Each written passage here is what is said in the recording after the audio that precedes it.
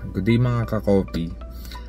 Bali, ginawa ko tong video na to para sa mga ka-copy natin dyan na nagtatanong ng mga upgrades na ginawa natin sa ating sasakyan, mga add-ons at saka mga accessories na ikinabit natin.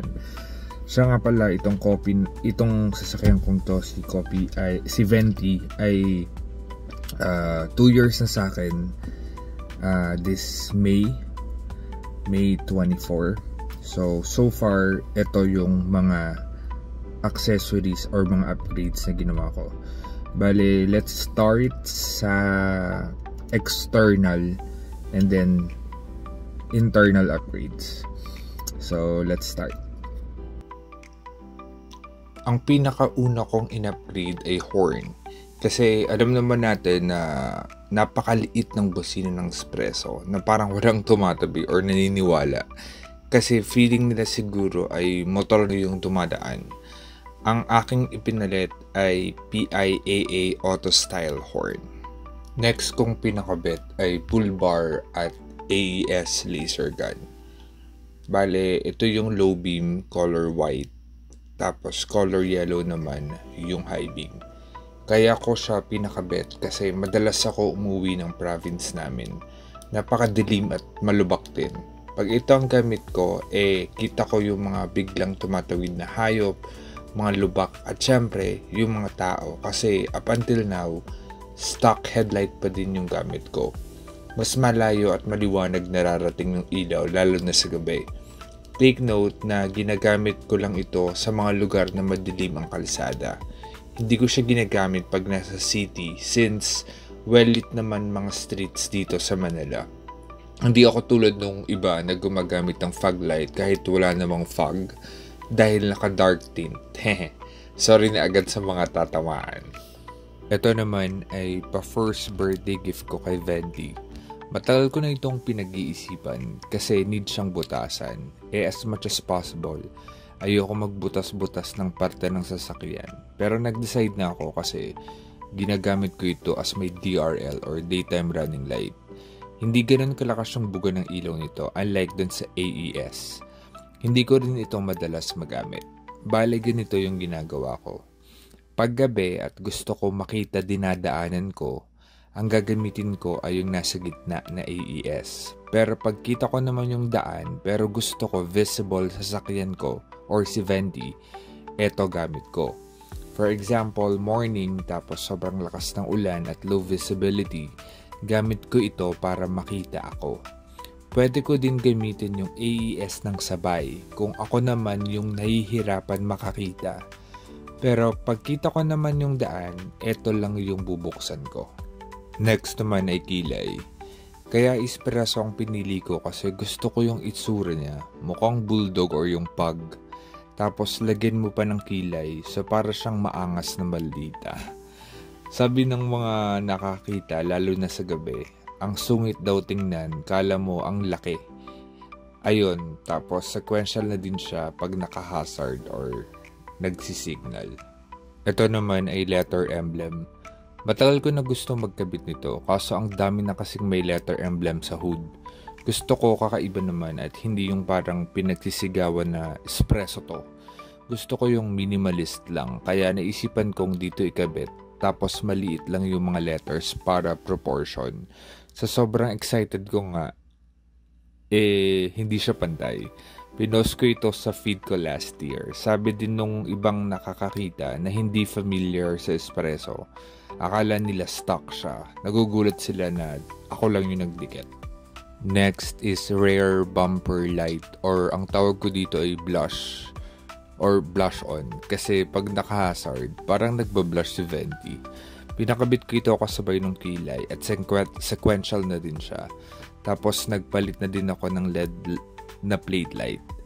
Siya nga pala, bago ako makalimutan, yung horn at lahat ng ilaw na pinakabit ko ay gawa ng Motolights by LRS.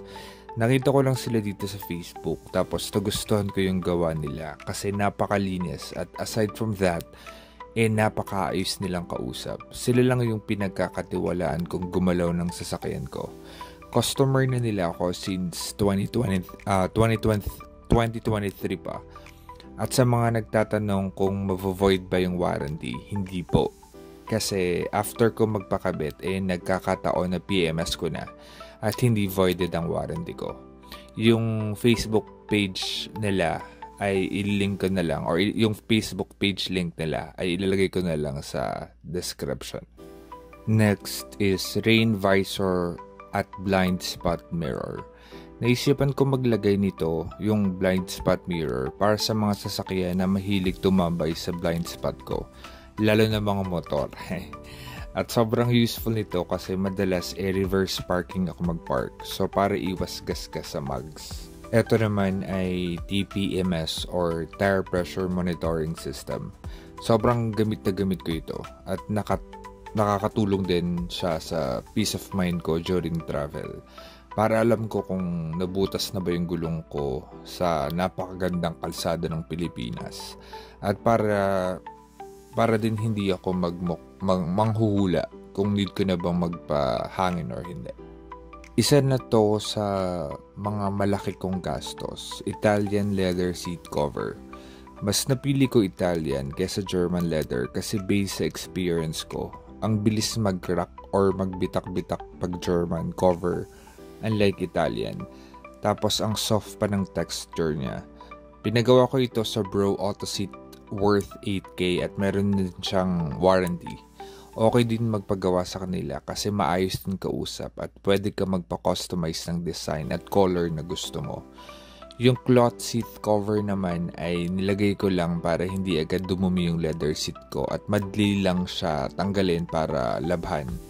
Okay din siya para kung sakali na hindi covered yung pinagpaparkan mo tapos mainit yung panahon, hindi mainit yung upuan mo. Alam mo yun ang mga naka-leather seat pag nabilad yung sasakyan nila sa araw. Hehe. Binili ko itong water bottle holder kasi alam niyo namang napakakonti at ang liit ng lagayan ng water bottle ng espresso. Hindi kasi yung malalaking bottle, yung mga aqua flask. Nung wala pa ako nito, usually sa floor or sa chair ko lang nilalagay. Pero depende kasi kung mag-isa lang ako or may mga kasama. Itong next ay napakahalaga sa akin, lalo na pag tag-ulan or taga-province ka na laging maputik ang kalsada. Dip dish at trunk tray. Hindi ko lang napakita yung trunk tray sa video pero napaka-useful nito. Madaling linisin at pag nabasa madaling tuyuin para iwas amoy kulob yung sasakyan. Next are activated bamboo charcoal para mapanatiling mabango yung sasakyan ko. At 2 kumot kasi sobrang lamig ng aircon ng espresso kaya hindi pwedeng wala nito. Tapos bumili na din ako ng isa pang spare tire na nakamugs na.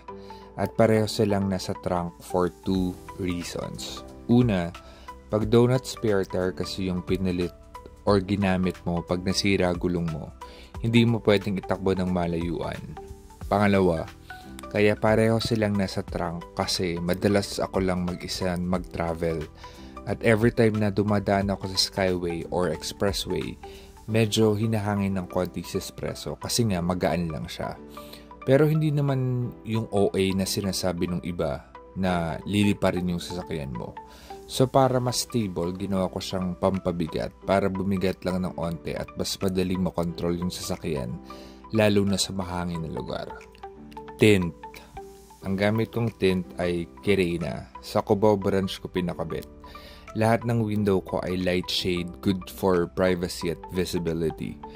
Sa pagkakaalala ko ay 6K yung nagastos ko at meron silang 12-year warranty. Light lang pinakabit ko kasi hindi ako tulad ng iba dyan na naka-dark tapos gagamit ng fog light kahit wala namang fog at nakakabulag sa ibang motorista. Mga walang konsiderasyon. Hehehe. Sorry na uli sa mga tatamaan. Ito nga pala yung TPMS kung saan nakakabit via Bluetooth yung mga nasa pito ng 4 na gulong. Dito nyo makikita kung ano pressure ng bawat isa at yung temperatura nila. Makikita nyo yung information in real time.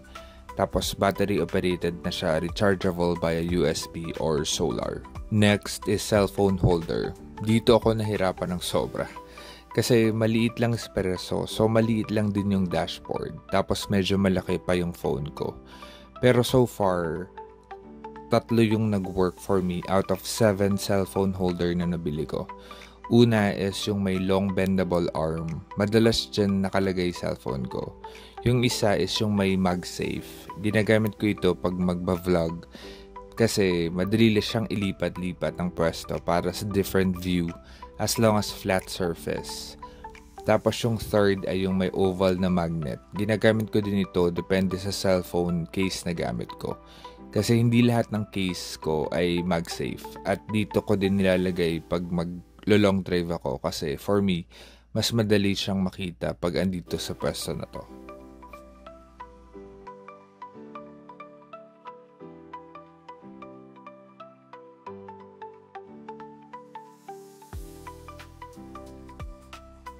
Sa dome light naman, palit lang ako ng LED light. Again, gawa ng Motolights by LRS. Siyempre, hindi pwedeng mawala yung rosary. Ugaliin natin na magdasal bago bumiyahe to ask for guidance. Dito naman ay dashcam. Ang gamit ko ay DDPI Z40. Kaso nasira na siya. Tapos sa lahat ng binili kong steering wheel cover, ito yung pinaka nagustuhan ko, made out of silicone. Hindi siya madulas kahit basa yung kamay mo. Tapos madali lang linisin, maganda yung grip at sakto lang sa size ng kamay ko. Ito, gustong gusto ko ito, wireless Android Auto at Apple CarPlay.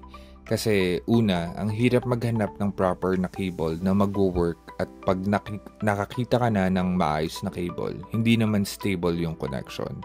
Nagpuputol-putol siya. Kaya napilitan ako bumili nito, pero sobrang worth it. Okay connection at walang wire na pakalat-kalat.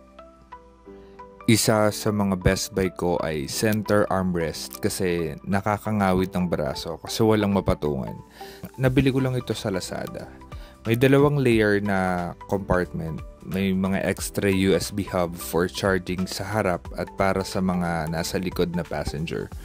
May lagayan din ng water bottle sa rear area. Dito, tinatry kong i-extend yung top part. Kasi pwede mo siyang itaas kung sakaling yung height ay hindi sapat. Kaso ang hirap.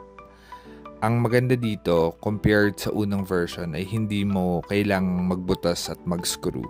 Yung bottom part ay isasaksak mo lang sa water bottle holder na nasa gitna ng upuan. Sakto yung fit at hindi umaalog-alog. Bumili rin ako nito, armrest cushion. Kasi for reference, 5'10" yung height ko. So medyo mababa pa din yung center armrest. Nilagyan ko nito para sakto at para malambot. Para iwas na din umitim yung siko ko. Hehe. Lastly is portable tire inflator from Xiaomi. Gamit na gamit ko ito lagi. Hindi din siya ganun kamahal. Mas prefer ko ito kaysa dun sa may wire na sinasaksak sa cigarette port kasi apaka-hassle ng wire pag lilipat ka ng kabilang side ng sasakyan. Based on my experience, sa isang full charge, kaya niya i-inflate yung 4 na gulong at yung 2 spare tire ko. Sobrang okay din ito para kung sakaling need mo magpahangin ng gulong, hindi na kailangan maghanap at dumaan sa gasoline station. Lalo na kung nasa area ka na wala masyadong ganon. The rest are mga anik-anik na lang. Like sunshade, mga pang-duster sa labas at loob ng sasakyan, maliit na walis, expandable container na pwedeng gamitin pag may naiihe or nasusuka. Yung iba ay nasa ilalim ng upuan for easy access.